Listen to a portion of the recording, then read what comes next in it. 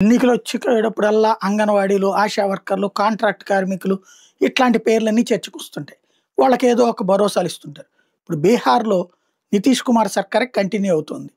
ఇప్పుడు ఆ సర్కార్‌ని తెలివిగా ఏం చేశారంటే మొన్న రూ. 10,000 ఇక్కడ పసుపు కుంకుమ టైప్‌లో. కాకపోతే ఇక్కడ రుణమాఫీ చేస్తానని దానికి బదులుగా పసుపు కుంకుమ ఇచ్చారు. కానీ అక్కడ రూ. 10,000 మహిళలకేస్తానంటూ మొన్న నరేంద్ర మోడీ ఆ పథకాన్ని ప్రారంభించారు. రూ. 10,000 ఏశారు. దీంతో మహిళలందరికీ రూ.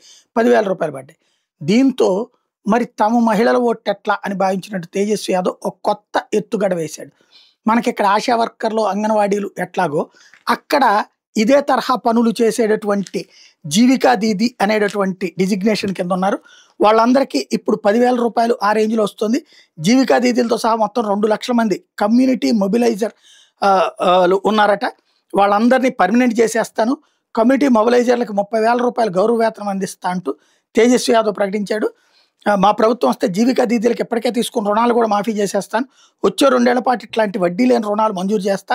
జీవికా దీదీలందరికీ 5 లక్షల విలువైన ఆరోగ్య బీమా ఇస్తాము.